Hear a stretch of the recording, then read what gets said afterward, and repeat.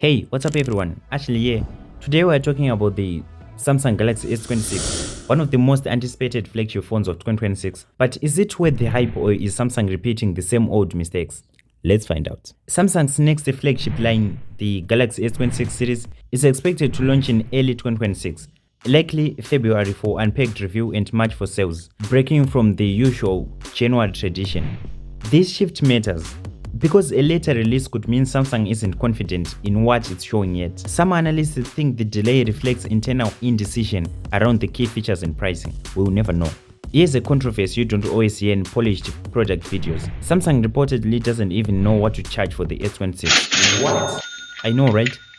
Rising components costs, especially RAM, are putting pricing in limbo. They could raise prices, risking backlash from the customers, or accept tiny profit margins on the S series, which historically has been a major revenue driver. That's a tough spot. Leaked dummy units suggest a largely familiar design from the S25, with slightly refined curves and a raised camera island on the Ultra model that echoes the Galaxy Z47. That raised camera bump?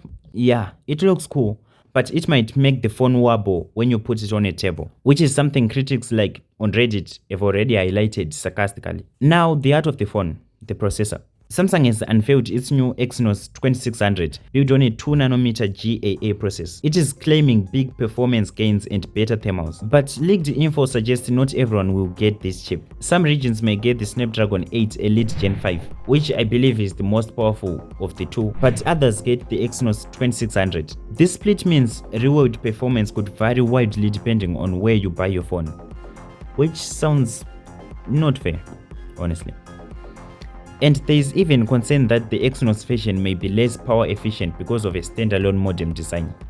But yeah, these are just rumors. Okay, let's break down what leaks suggest for the S26 specs.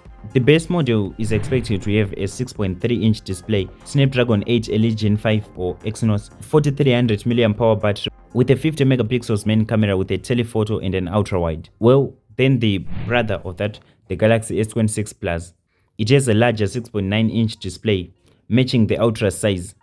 It also shares the same 50 megapixels main camera with a telephoto and an ultra wide. But now, moving on to the big dog, the Galaxy S26 Ultra. It has a 6.9 QHD display, a 200 megapixels main camera with two telephotos as always, and an ultra wide. But it also brings something to the table. I mean, the Galaxy S25 Ultra charges at 45 watts, which is already plenty, but if you look at the competitors like the Oppo and the Vivos of the world, they are charging at 90 watts. So Samsung bumped up the charging speed to around 60 watts wired charging, which is appreciable, honestly. It also have the Snapdragon 8 Elite Gen 5. There's also a talk of a base 256 gig storage. So what are the real usable upgrades here? Well, the rumors have already pointed out that there's potential satellite voice calling support if carriers support it, which might be a game changer. There's faster charging across the lineup up to 60 watts. There's AI improvements, but maybe multiple AI assistants on board, including possible Perplexity or others. Now, that could be genuinely useful, but whether Samsung will deliver a seamless implementation, that's unclear. And history shows Apple and Google often do AI features better out of the box, especially the Pixel lineup.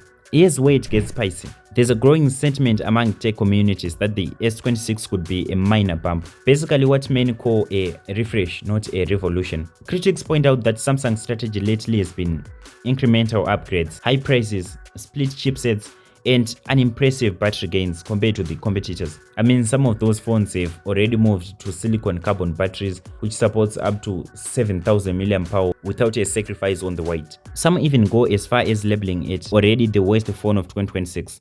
But that's meme territory more than fact.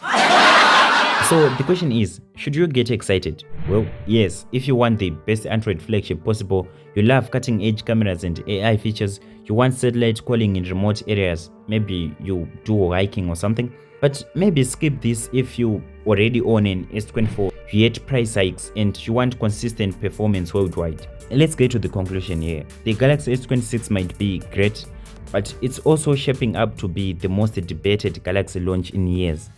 So are you hyped, or do you think Samsung is playing catch up here? Smash that like button and consider subscribing. That would help the channel a lot. Thank you for watching.